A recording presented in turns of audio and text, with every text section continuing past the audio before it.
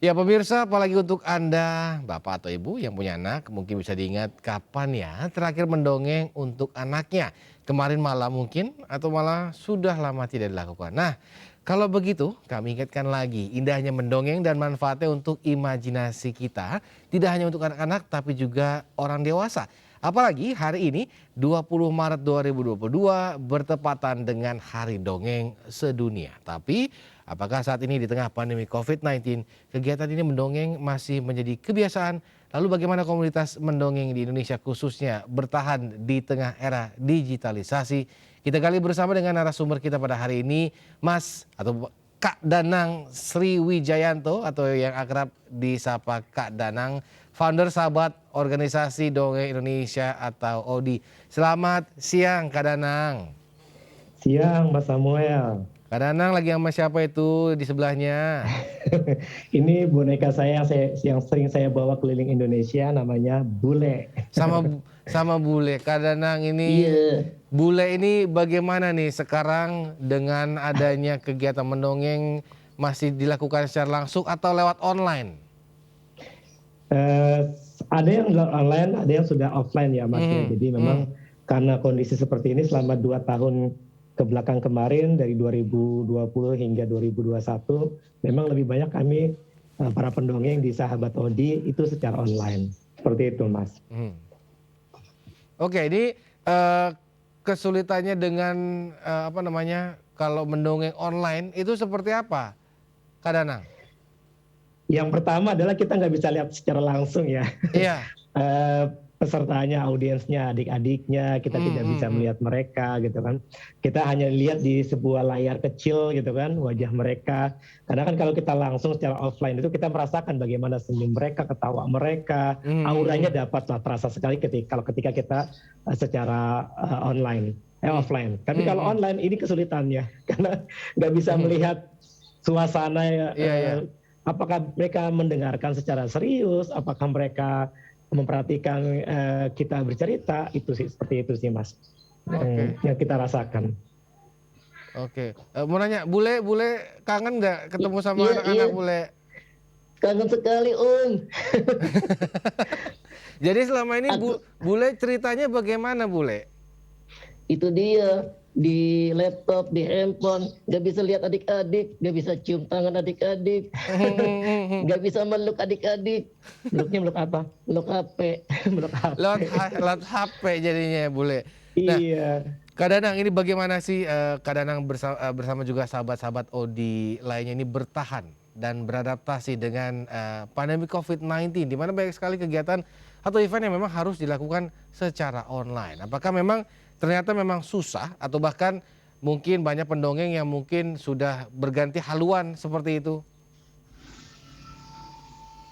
Alhamdulillah ya Mas Samuel, di Sahabat ODI ini kami ini mengadakan upgrading, menyesuaikan kebutuhan. Jadi upgrading itu menyesuaikan kebutuhan.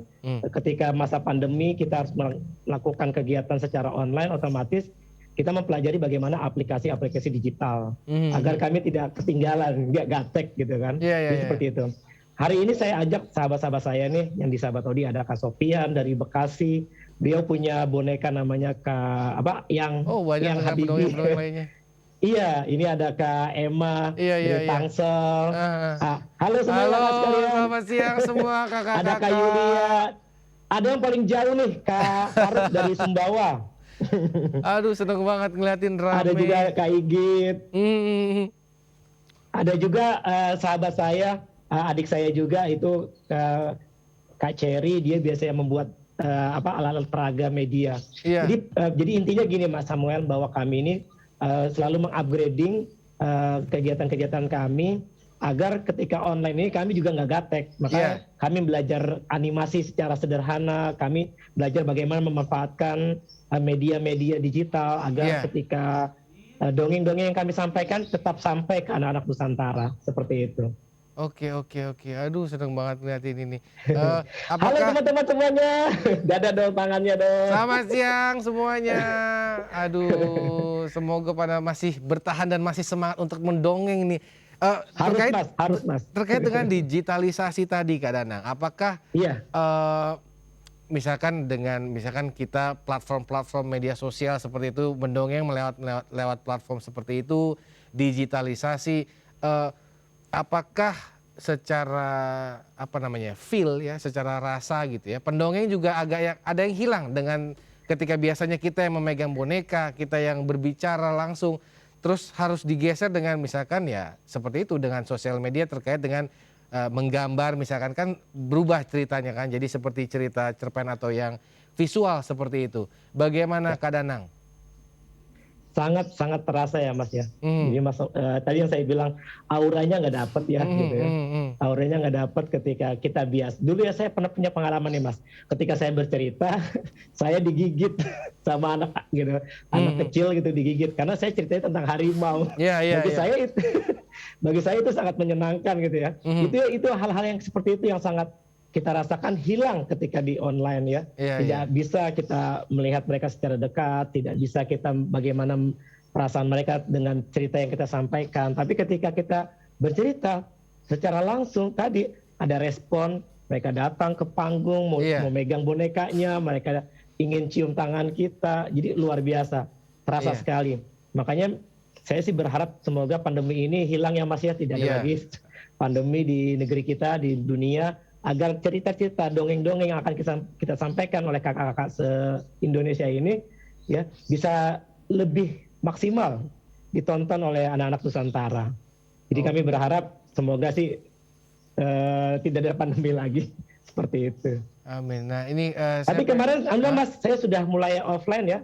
Saya sudah mulai kemarin ke Riau, kemarin baru balik ke Tasikmalaya, nanti berangkat ke Purbalingga, ke Purwakarta, insya Allah kami akan keliling lagi ke Indonesia. Tapi memang saya ingin bertanya, apakah masih laku nggak sih? Sorry nih saya nanya, masih laku nggak sih Kak Danang pendongeng-pendongeng seperti ini karena sudah ada gadget kan seperti itu? Iya. Kenapa dongeng ini ada Mas? Karena kan dulu dongeng adalah tradisi ya. Betul. Tapi sekarang menjadi edukasi seperti itu. Dulu tradisi, tapi sekarang menjadi edukasi. Di dongeng seperti boneka ini kan media ya Mas, secara visual. Iya. Betul. Lalu suara saya dan teman-teman juga bisa berbagai macam karakter seperti suara ayam, suara helikopter. Ini kan audio. Nah, ketika mendongeng kita memanfaatkan audio visual yang kita punya, baik media dan tubuh kita, itu kan yang dilihat oleh anak-anak di gadget, sama visual audionya. Makanya sebetulnya bercerita ini sangat bisa menggantikan dunia digital, dunia gadget. Karena dengan dongeng kita juga menghadirkan secara visual dan audio, seperti itu Mas. Makanya para pendongeng suaranya macam-macam, mereka bisa berbagai macam karakter, seperti itu. Sehingga menarik untuk anak-anak. Oke. Kak Danang, saya ingin mungkin ada nggak sih salah satu pendongeng itu nanti bisa berbicara terkait dengan kesulitan yang mereka dapatkan. Kira-kira ada nggak yang mau ngomong tuh? Halo Mas, iya gimana? Kira-kira ada yang bisa ngomong nggak sih? Diperbolehkan ngomong nggak ya?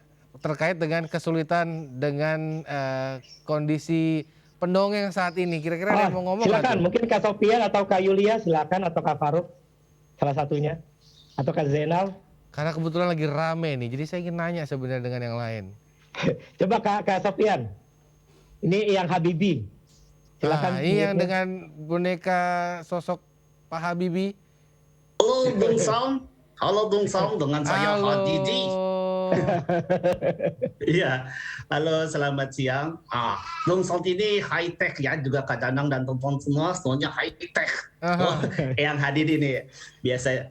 Oh ya, untuk kesulitan sendiri ya, sedikit cerita ya untuk Kak Syam. Dan yang gimana yang? Ya, kesulitannya itu tadi yang disampaikan Kak Danang, kita tidak bisa dan interaksi langsung dengan teman-teman, dengan anak-anak di seluruh Indonesia. Namun, supaya tidak mendosankan, kita tuh menyesuaikan diri, adaptasi dengan teknologi. Jadi mendongeng dengan kemasan seperti broadcasting. Ya, jadi kemasannya kita kolaborasi antara mendongeng dengan broadcasting, kita pakai OBS dan yang lainnya seperti itu. Oh, seperti itu. Jadi secara visual, Mas Sam, secara visual bisa menggantikan tadi yang mereka suka seperti gadget, karena kita melakukan tadi secara visualnya baik, mungkin virtual backgroundnya sederhana ya. Virtual background bisa kita ganti dengan berbagai macam gambar-gambar animasi seperti itu, Mas Sam. Oke, Kak Danang, ini apa aja sih manfaat mendongeng tidak hanya mungkin bagi sang anak, tapi bagi sang pendongengnya itu sendiri? Seperti apa? Apalagi misalkan terus khususnya misalkan seperti saya yang orang tua gitu ya, apa manfaatnya buat saya sendiri ketika mendongeng? Jadi awet tua. Manfaatnya. Akan dipanggil Kak terus, Kak Samuel. Iya, jadi manfaat buat orang tua itu adalah tadi interaksi secara langsung ya, karena kan mendongeng itu kan komunikasi secara verbal ya, secara langsung kepada anak. Betul. Gitu. Jadi kita lebih dekat dengan anak kita dengan adanya komunikasi seperti itu, karena memang manfaatnya luar biasa. Jadi secara hubungan antara orang tua itu jadi semakin dekat ketika kita sering bercerita buat anak-anak kita. Begitu, Kak Samuel.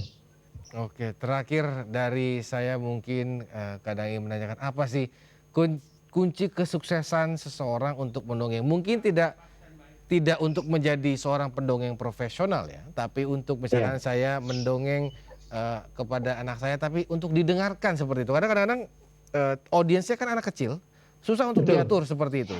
Dan mungkin kalau sudah susah untuk diatur, kemungkinan ceritanya tidak nangkap ke mereka.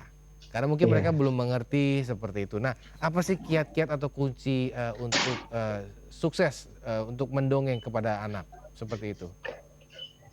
Kalau yang terpenting pertama adalah cerita itu kan baik ya, Mas Samuel. Berarti disampaikannya yang pertama oleh hati yang baik. Jadi yang pertama itu adalah hati kita ikhlaskan, kita perbaiki agar cerita yang kita sampaikan sampai kepada anak-anak. Karena anak-anak itu kan masih bersih, hati mereka masih bersih, sehingga mereka ketika mendengarkan dari hati yang bersih itu cepat sekali untuk menerimanya. Mungkin itu tipsnya yang pertama. Dan selanjutnya tadi kalau di kami ini kan selalu memberikan edukasi upgrading bagaimana cara memainkan boneka, cara mengeluarkan karakter-karakter suara, cara memilih cerita, jangan sampai cerita yang kita sampaikan itu tidak sesuai dengan usia. Itu. Nah, lalu kita juga mempelajari gestur, mimik, karena kan gestur dan mimik juga bagian dari visual. Sehingga ketika kita sampaikan cerita yang kita sampaikan, insya Allah itu bisa diterima, bisa menarik, dan anak-anak akan suka melihatnya. Bahkan saya pernah bercerita buat anak-anak PAUD, pendidikan anak usia dini, sebanyak 300 anak, itu 1 jam mereka tetap duduk. Oke. Ya, tadi tip-tip yang tadi saya sebutkan tadi di awal, bagaimana hati yang bersih, lalu kita belajar tentang bagaimana cara memainkan boneka, lalu visual secara gestur mimik kita, lalu audio secara suara kita. Nah, itu yang kita lakukan. Sehingga ketika kita perform, dengan kemampuan yang kita miliki itu, dan juga memilih cerita yang benar, yang sesuai dengan usia, maka ketika disampaikan, insya Allah cerita itu akan enak didengar, akan mereka mendengarkan secara serius dan fokus ketika mendengar. Dan bisa masuk ke hati mereka. Seperti itu. Kak Danang, ini menurut Kak Danang ini animo masyarakat terakhir ini terhadap kegiatan mendongeng ini seperti apa, dan apa harapan Kak Danang dan juga teman-teman terkait dengan nasib para pendongeng di Indonesia? Ya, alhamdulillah Mas Samuel, saya lihat geliatnya sangat luar biasa ya, karena di Indonesia ini sudah banyak muncul komunitas-komunitas mendongeng, luar biasa, dan juga sekarang tidak lagi kita sebagai profesi pendongeng yang melakukan kegiatan mendongeng. Bahkan orang tua, mahasiswa, guru, apapun profesi mereka, saya lihat sekarang sudah mulai melakukan kegiatan budaya bercerita. Baik di rumah, bahkan kalau ada salah satu komunitas, hampir setiap kegiatan mudik, mereka datang ke terminal, mereka datang ke bandara, itu untuk bercerita. Jadi ada adik-adik yang sedang menunggu kereta misalnya, itu mereka mengadakan kegiatan bercerita di tempat-tempat di mana mereka menunggu kendaraan-kendaraan untuk pulang kampung. Jadi luar biasa Mas, geliat dongeng yang ada di negeri kita ini, luar biasa. Dan memang negeri kita ini kan negeri Nusantara yang penuh dengan cerita-cerita rakyat ya. Betul. Jadi literasinya luar biasa, sehingga memang saya lihat semakin meningkat. Jadi walaupun pandemi, tetap kita melakukan secara online. Mungkin ini yang bisa saya sampaikan. Tapi sebentar Mas, mungkin ada teman-teman saya ini yang mau menambahkan. Ada Kak Faruk Ada yang menambahkan, kakak-kakak. Ayo Kak Faruk, coba silakan Kak Faruk dari Sumbawa nih, Mandalika, dari NTB. Silakan Kak Faruk. Ya, Assalamualaikum warahmatullahi wabarakatuh. Waalaikumsalam warahmatullahi wabarakatuh. Iya, kalau kami di Sumbawa ini, saya tepatnya di Sumbawanya NTB. Jadi kita ini di Sumbawa kan mendaki gunung lewati lembah.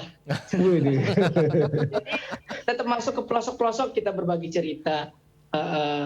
Jadi walaupun mungkin tidak tidak separah untuk pembatasan di daerah Jakarta, Jawa Barat. Kalau di sini kan masih agak sempat bisa untuk bertatap muka.